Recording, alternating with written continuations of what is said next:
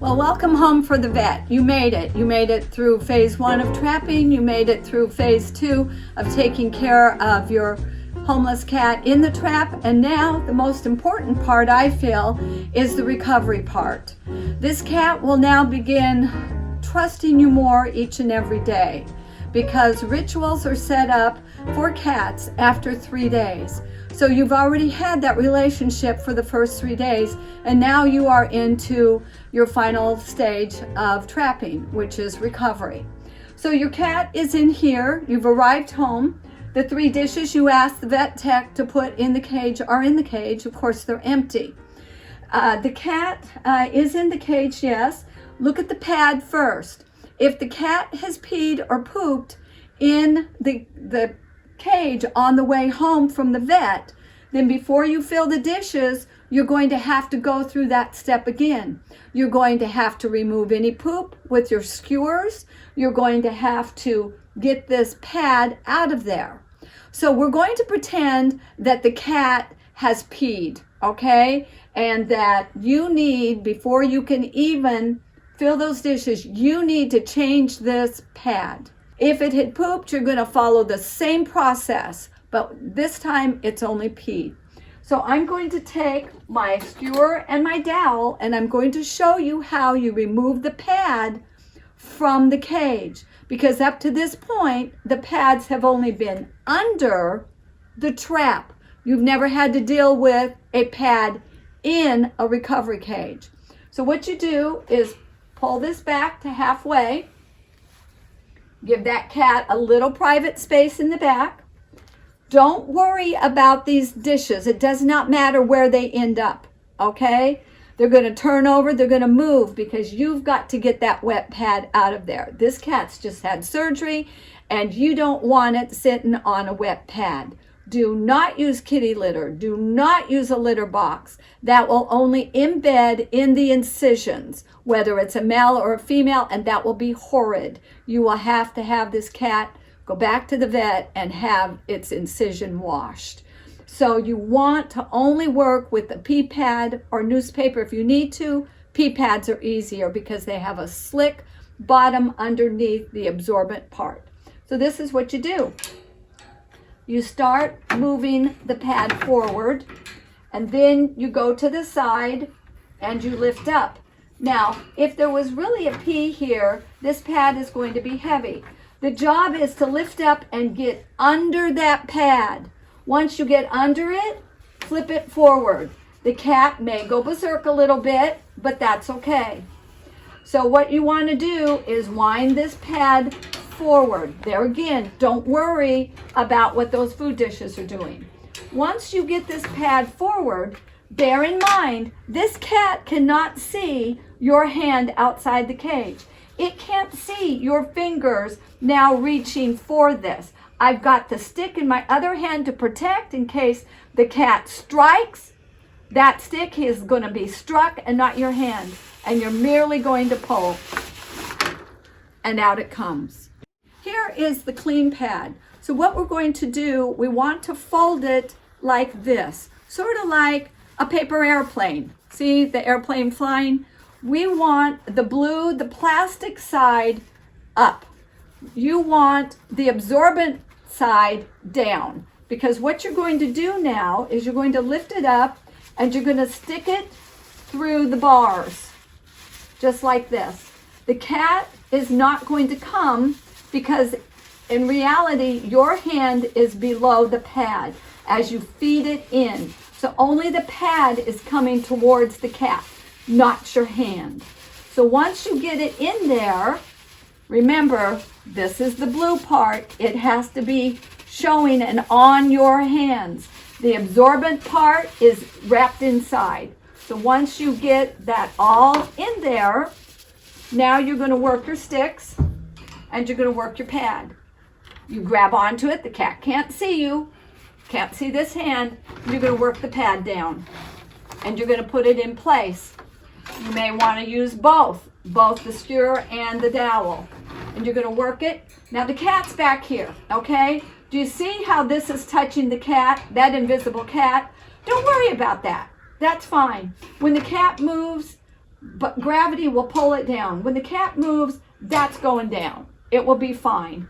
Then what you want to do on the other side, where the cat is not, you want to pull it. And then do the best you can to pull that up there. Okay, now we know there's 3 food dishes in here, but where'd they go? So they're under the pad. So once you get the pad in place, you're going to take and you're going to pull your dishes out.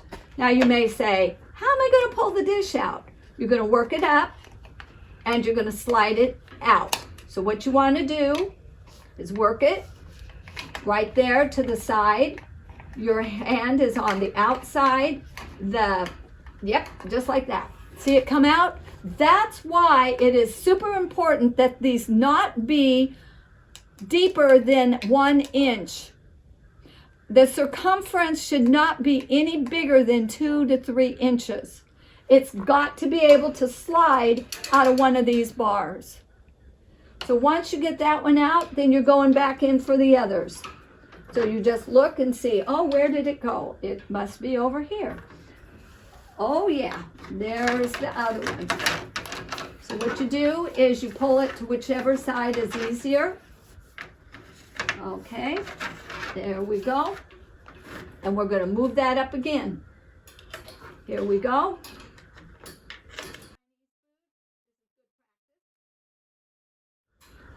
There. Now it's close enough where I can lift this up. I can grab onto it with my hands, work it, and out it comes. It's time to put the food dishes back in. Your pad is down. The cat's been moving back and forth, working with you.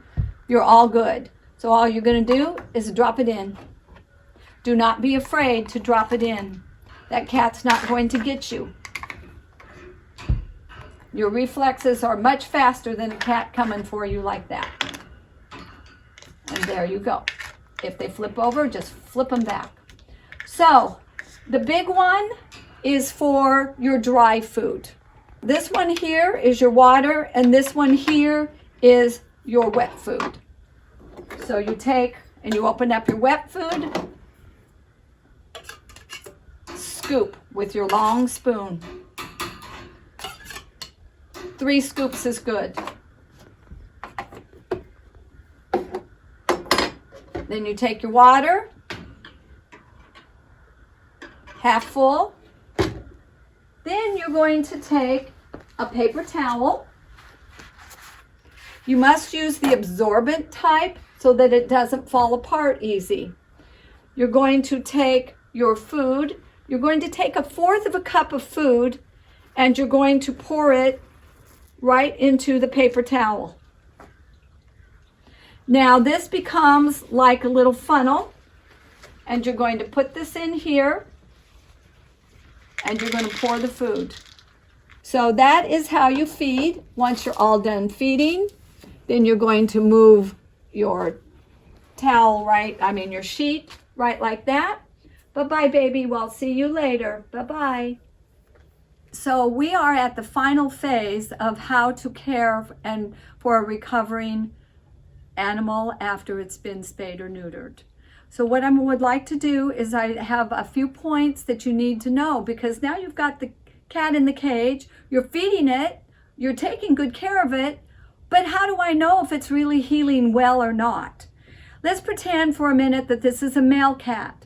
Now this male cat, his incision has been made at the scrotum, and the incision is healing nicely if you see no drops of blood, if you see no parting of the incision site on the scrotum. Remember, it has been glued shut, so if you see that the glue has come open, that's a trip to the vet. As far as the bleeding, if you see a few drops of blood, that is okay. But if you see a steady flow of blood coming from his scrotum, that is not okay. The few drops that you might see will coagulate and the blood will stop on its own within an hour.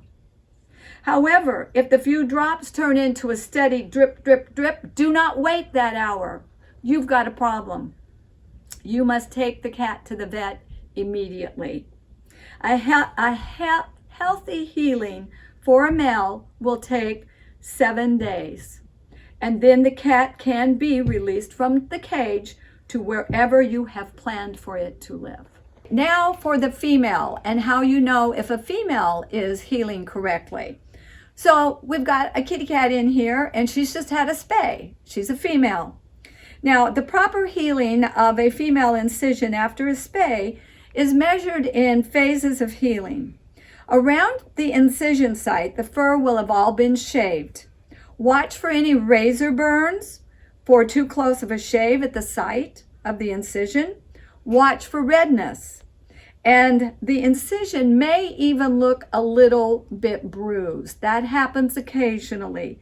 Those are all okay, but you need to be aware that this cat is feeling a little chafing of the skin that has been shaved. The incision itself should be glued shut and without any drainage whatsoever. It may look a little bruised, but it should never look red. It should never look inflamed. Sometimes the bruising will turn colors. That's a different red. It's a purple red. You don't need to worry about that. But I'm talking about infection bright red. If this infection happens, you need to immediately get the female to the vet. You just take her in the display crate, in the recovery crate, and you get her to the vet. They will give you special instructions there on how to care for an incision that has become inflamed. Sometimes a female will have staples in her belly when she comes home. The vet will give you instructions prior to leaving the vet clinic on what day to return. Normally it will be 12 to 14 days to have the staples removed. If you see any drainage, red, pink, green, yellow, those are all bad colors. You see any of those colors draining on this pee pad, that's an immediate trip to the vet. That's not normal. That means there's an infection deep under in the tissue. Now, the first 3 days is what I call the first healing phase. And the cat is under, both males and females will come home with a painkiller injection. That painkiller injection lasts 3 days. So for a female, those first 3 days, she's sort of just hanging out, not really aware of too much. She knows she hurts, but she knows she's got pain meds in her. She's just not quite oriented yet. But at day 4 through day 7 is the second phase, where the female really becomes aware of her environment. She becomes aware that, hey, I'm in a cage. She becomes aware of the incision more because now the painkiller has wore off. And that's the time you sort of have to watch and see what she's doing with that incision. The rule of thumb is, if the cat licks or bites at the incision and it hurts, a feral will stop. A feral will not continue to dig in unless there's redness and oozing from that site. Then yes, she's going to try and get that infection out, and that's a trip to the vet. However, for the majority of the ferals, this will not be the case. But you need to know worst case scenario and you need to know the best. At about day 7 to 14, firm healing is taking place. But there's something very interesting that happens with the females. It can happen as early as 5 days, but normally 7. All of a sudden, this incision site starts mounding up like a little hill, like the point of a little nipple. And it really does seem like the incision is about ready to burst open. Believe it or not, that's normal. As long as there's no discharge, that's normal. What is happening deep under the skin is those disposable stitches way, way deep down in the tissue is now dissolving. And as those stitches dissolve, scar tissue is building up and coming to the surface. That is pushing that internal skin tissues up and making it mound. What will then happen after about 12 days, that will start to go down. That bumping will start to go down. It won't completely go away until about 2 to 3 weeks after surgery, but you will notice it starting to go down flat.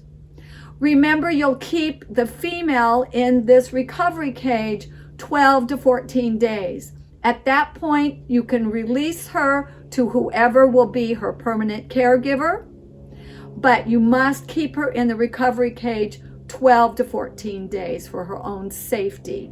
Because if she is being placed back out in the wild by her caregiver, her new caregiver, she needs that crucial time to heal, because as soon as she hits the ground, she's hitting the ground running, and she has to be healed. It will take 30 days for all of the fur to grow back over where they shaved her. This applies for the male too. It will take 30 days for that fur to grow, but he can be released after about 7 days. So that is how you take care of and know if the healing process is correct in your wild ferals, both male and female. Thank you very much for taking the time to watch this video. It is a very important video, and I am here to help you if you ever need help. My number is 910-261-8793, and you can call me at any time for advice or help. I also want you to know why this is so important. One female cat that you capture and get spayed will mean 24 less babies in a year. Each female has between 3 and 4 litters a year, and each litter is between 4 and 6. If you do the multiplication, the less amount of kittens you will get in 1 year from one female is 24. At that point, it expands mathematically exponentially. More than half of the litter probably is female. Once they get to be 6 months of age, they will begin having babies. The other half of the litter is male. They can start reproducing with the females at 4 months. But what happens next is terrible. Many people don't realize that the cats will reproduce with their sisters, with their brothers, with their mothers, with their fathers. It's the way of a cat. They don't know any better. So please, your work is extremely important. Just one will make the difference for 24. Thank you.